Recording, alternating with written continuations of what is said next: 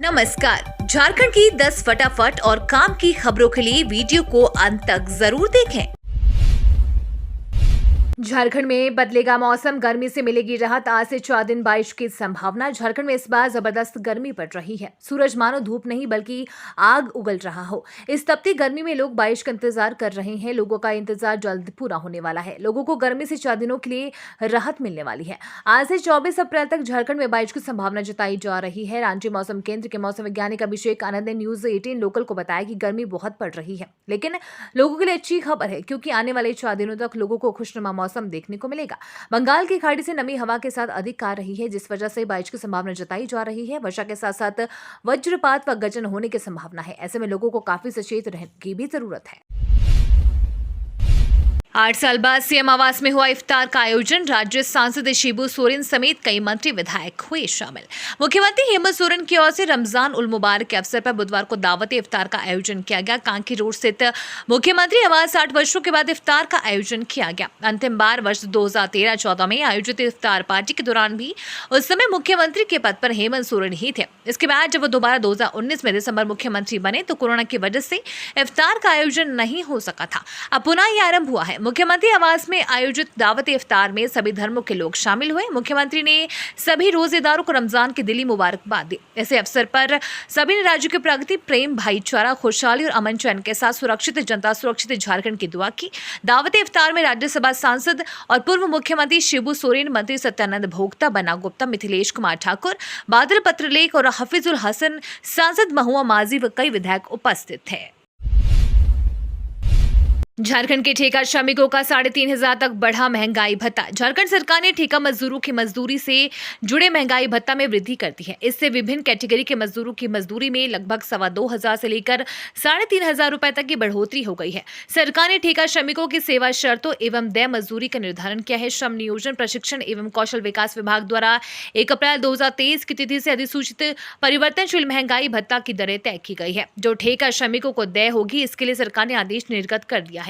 इसके तहत वर्ष 2020 के अकुशल श्रमिकों को देय मजदूरी प्रतिमाह 8,571.78 रुपए थी। इसमें अप्रैल 2023 से परिवर्तनशील महंगाई भत्ता मद में 2,220.94 रुपए का इजाफा किया गया है। अब ऐसे श्रमिकों को प्रतिमाह 10,792.72 रुपए दिए जाएंगे।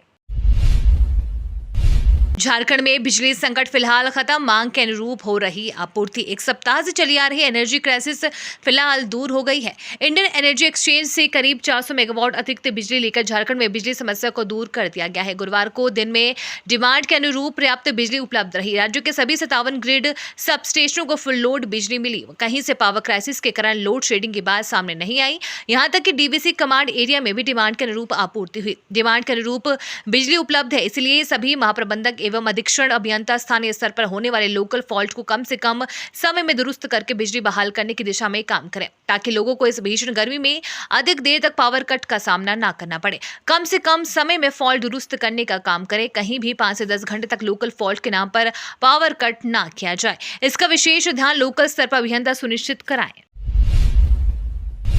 सीएम से कैंसर को अधिसूचित बीमारियों की श्रेणी में रखने की मांग। मुख्यमंत्री हेमंत सोरेन से गुरुवार को वरिष्ठ पत्रकार रवि प्रकाश ने शिष्टाचार मुलाकात की। उनसे अपनी कैंसर की बीमारी के चल रहे उपचार से संबंधित बातें साझा की। उन्होंने मुख्यमंत्री से कैंसर की बीमारी को अधिसूचित बीमारियों की श्रेणी में शामिल करने की दिशा में पहल करने का आग्रह किया। इससे इस बीमारी से ग्रसित होने वाले हर मरीज और होने वाली मौत का पंजीकरण होने के साथ संपूर्ण आंकड़ा भी सरकार के स्तर पर उपलब्ध होगा। इसके साथ ही कैंसर बीमारी और उससे ग्रसित मरीजों को बेहतर चिकित्सा सुविधा उपलब्ध कराने की दिशा में पॉलिसी बनाने में भी सहूलियत होगी। इस मौके पर उन्होंने खुद के कैमरे से क्लिक की गई मुख्यमंत्री की तस्वीरों का एल्बम सप्रेम भेंट किया। मुख्यमंत्री ने उनके शीघ्र स्वस्थ होने की कामना की। झारखंड में कोरोना का खतरा। राज्य में 226 कोरोना संक्रमित मरीज एक्टिव। सबसे ज्यादा संक्रमित मरीज रांची में। झारखंड में कोरोना संक्रमण का आंकड़ा तेजी से बढ़ रहा है। राज्य में इस वक्त कोरोना संक्रमण के 200 से ज्यादा एक्टिव मरीज हैं। राज्य में लगातार बढ़ते संक्रमण के खतरे को देखकर स्वास्थ्य विभाग अलर्ट मोड में है। पिछले 24 घंटे में कोरोना संक्रमण के 51 नए मामले सामने आए। सिर्फ रांची में ही 24 घंटे में कोरोना संक्रमण के 14 नए मामले दर्ज किए गए हैं। इन नए आंकड़ों के साथ कोरोना संक्रमण के रांची में संक्रमित मरीजों की संख्या 72 हो गई है। राज्य में पिछले 24 घंटे में कोरोना संक्रमण से किसी की भी मौत नहीं हुई है। अगर पिछले 7 दिनों की रिकवरी रेट के प्रतिशत पर नजर डालें तो झारखंड में 98.73 है। अगर अब तक राज्य में कोरोना संक्रमण के हुए नुकसान का आकलन करेंगे तो 4,00,000 42,959 कोरोना संक्रमित हुए, जिनमें से 5,333 की मौत हो गई है। 4,37,400 स्वस्थ हो गए हैं। हेमंत सोरेन सरकार के वो 3 फैसले जो अब बन गए उनके ही गले की हड्डी। झारखंड में बीजेपी को परास्त कर 2019 में बनी हेमंत सोरेन की सरकार अब बड़ी लकीर खींचने की तैयारी में थी, लेकिन हाई कोर्ट और गवर्नर ने उनकी कोशिशों पर पानी फेर दिया है। झारखंड मुक्ति मोर्चा, कांग्रेस और आरजेडी के गठबंधन वाली हेमंत सोरेन सरकार ने आरक्षण, नियोजन नीति और स्थानीय नीति जैसे 3 ऐसे फैसले किए जो अगर लागू हो जाते तो झारखंड के आदिवासियों, पिछड़ों, अनुसूचित जातियों, जनजातियों में हेमंत सोरेन की पेट और पकड़ मजबूत हो जाती। लेकिन तीनों फैसलों के लागू हो पाने पर अब प्रश्न चिन्ह लग गया है। इसका दूसरा पहलू यह है कि जिनके लिए सरकार ने ये फैसले लिए थे, अब वे ही हेमंत सोरेन के खिलाफ खड़े हो गए हैं। हालांकि हेमंत सोरेन इसे बाहरी लोगों की साजिश करार देने की कोशिश कर रहे हैं, लेकिन लोगों को लगने लगा है कि सरकार ने उनके साथ धोखा किया है। ईडी ने जब्त की बीरेंद्र राम की 39.28 करोड़ की संपत्ति। ग्रामीण विकास विभाग के suspend chief engineer Birendra Ram की मुश्किल कम होने का नाम नहीं ले रही है। इस बार ईडी ने बीरेंद्र राम की चल और अचल संपत्तियों को कुर्क कर लिया है। इसके तहत उनके और उनके पारिवारिक सदस्यों के संबंधित 39.28 करोड़ की संपत्तियों को सीज किया। इन संपत्तियों में दिल्ली, जमशेदपुर और रांची में फार्म हाउस, फ्लैट, डुप्लेक्स, बंगला और जमीन शामिल है। साथ ही सामूहिक बैलेंस वाले 3 बैंक खातों में रखे करीब 36 लाख रुपए को भी जब्त किया गया है। खड़गे के गढ़ में कमल खिलाने झारखंड भाजपा के 9 सांसद विधायक बहा रहे पसीना।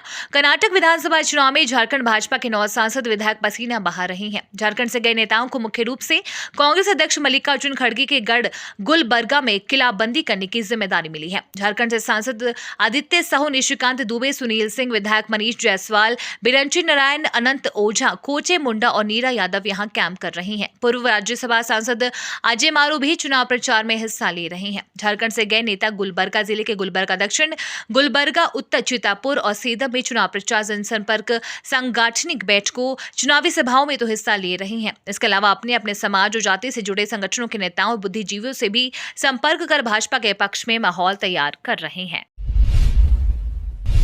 ईद को लेकर सुरक्षा के पुख्ता प्रबंध, 6,000 अतिरिक्त जवानों की तैनाती। ईद को लेकर राज्य में सुरक्षा व्यवस्था चुस्त दुरुस्त कर दी गई है। पुलिस मुख्यालय के आदेशों पर संवेदनशील क्षेत्रों में पुलिस की गश्त तेज है। राज्य के 24 जिलों में 6,000 अतिरिक्त जवानों की तैनाती की गई है। इसके अलावा रांची, जमशेदपुर में विशेष तौर पर बम निरोधक दस्ते, अश्रु दस्ता की तैनाती की गई है। जवानों की तैनाती 20 अप्रैल से लेकर 24 अप्रैल तक की गई है। इसे लेकर आईजी अभियान के द्वारा आदेश जारी कर दिया गया है। झारखंड पुलिस ने अपनी खुफिया एजेंसी को भी सक्रिय कर दिया है ताकि उन संदिग्धों पर नजर रखी जा सके जिनसे अमन चैन को खतरा हो सकता है। ऐसे तत्वों पर पुलिस समय रहते त्वरित कार्यवाही करेगी। रामनवमी के दौरान जहां जहां विधि व्यवस्था संबंधित परेशानियां सामने आई थी, वहां सुरक्षा के कड़े इंतजाम किए गए हैं। जमशेदपुर, साहिबगंज और रांची जिले पर सुरक्षा बलों की विशेष नजर है। ये तो थी आज की बड़ी खबरें। अपने गांव या शहर की न्यूज देखने के लिए हमें कमेंट में जरूर बताएं कि आप न्यूज को कहां से देख रहे हैं।